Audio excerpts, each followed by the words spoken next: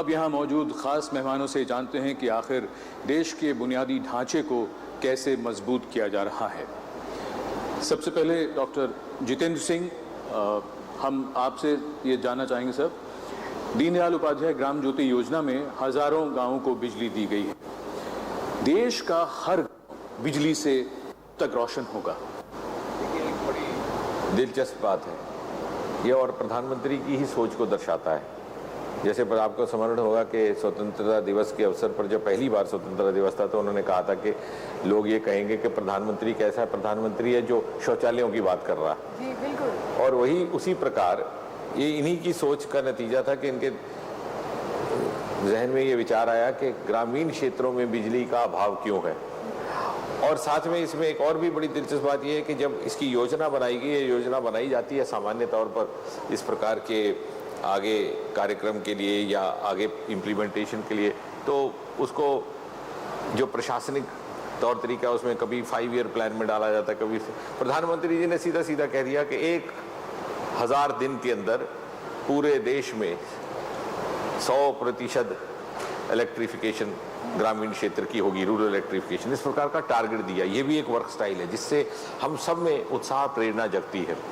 और लगभग 19,000 या 18,000 से अधिक गांव उस सब जब प्रधानमंत्री जी ने ये विचार रखा तो उस समय ये संख्या थी जहां भी इलेक्ट्रिफिकेशन पूरी तरह नहीं हो पाई थी या नहीं थी, अनइलेक्ट्रीफाइड।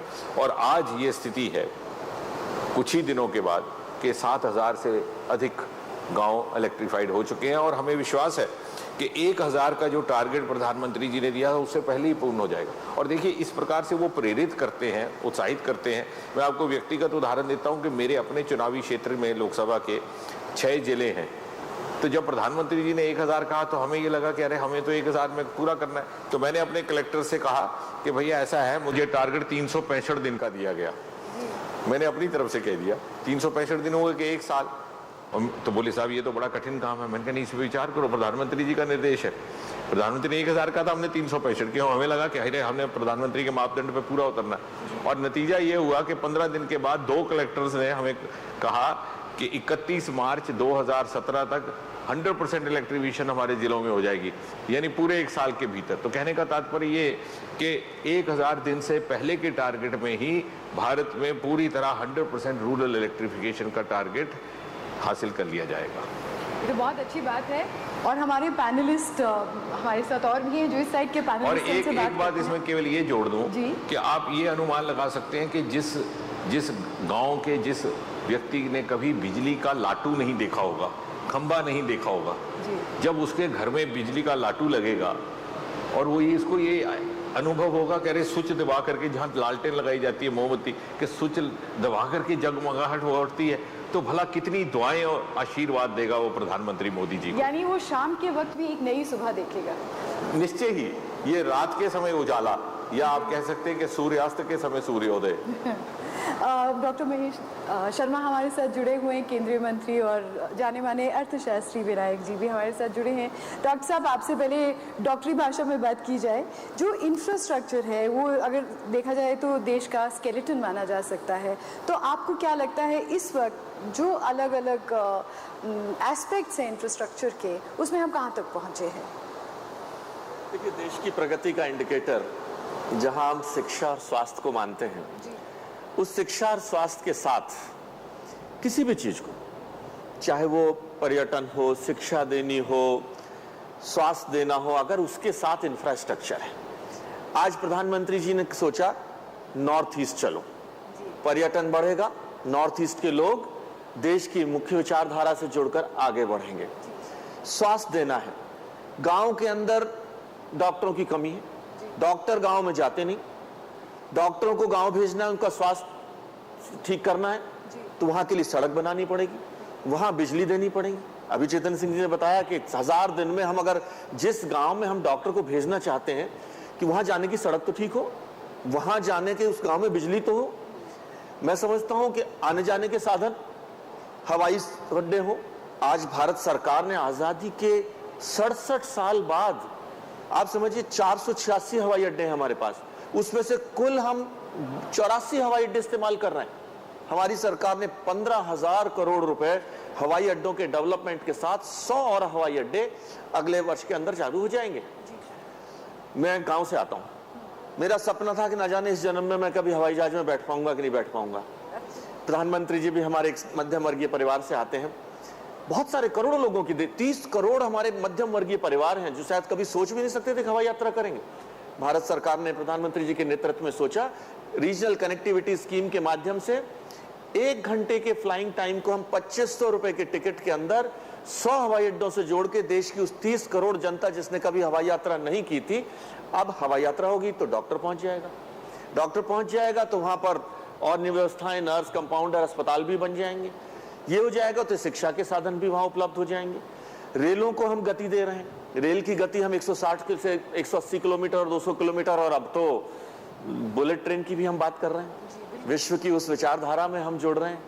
तो आज जिस इंफ्रास्ट्रक्चर की हम बात कर रहे हैं, सड़कें बनाने 6000 किलोमीटर की सड़कें, वैसे तो मैं जानता हूं गडकरी जी शायद नागपुर से हमें ज्वाइन करेंगे, वो बताएंगे सड़कों के बारे में, लेकिन कितनी बड़ी बात है आज हम 18 किलोमीटर प्रति दिन की स्पीड से सड़कें बना रहे हैं। 6000 किलोमीटर की सड़कें बनेगी। नॉर्थ ईस्ट को वादा किया है कि हम रेल के नेटवर्क ब्रॉडगेज से 2020 तक नॉर्थ ईस्ट रेल से जुड़ेगा। किसी ने सोचा भी नहीं था।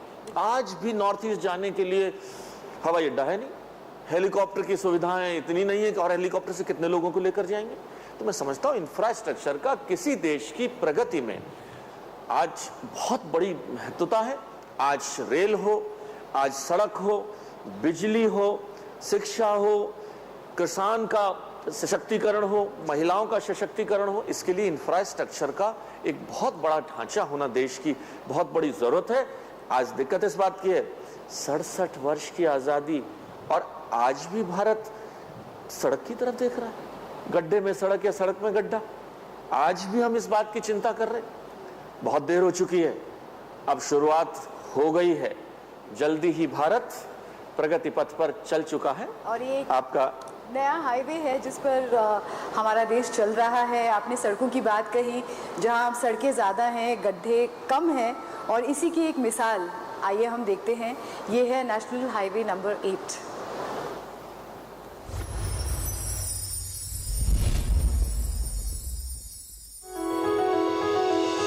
नया भारत अब तेज रफ्तार से दौड़ने को तैयार है।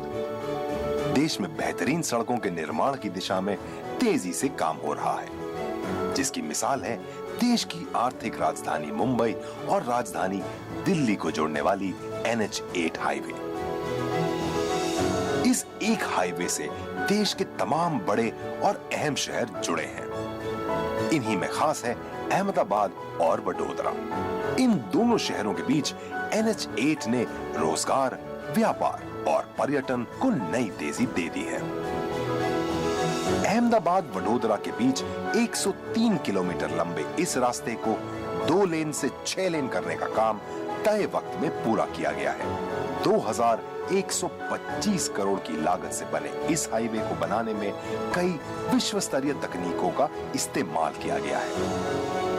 हाईवे के निर्माण के समय भी ट्रैफिक को सुचारू बनाए रखना एक बड़ी चुनौती थी। तेज रफ्तार के साथ आने वाले खतरों का ख्याल रखते हुए इस हाईवे पर मेटल ब्लॉकिंग सुरक्षा का खास इंतजाम किया गया है। ऑनलाइन टोल, CCTV, आपातकाल सहायता जैसी कई सुविधाओं के साथ अहमदाबाद वडोदरा हाईवे तरक्की का स्मार्ट हाईवे साबित हुआ है। इस रास्ते से होकर विकास की गाड़ी प्रगति की मंजिल की तरफ तेजी से बढ़ती जा रही है।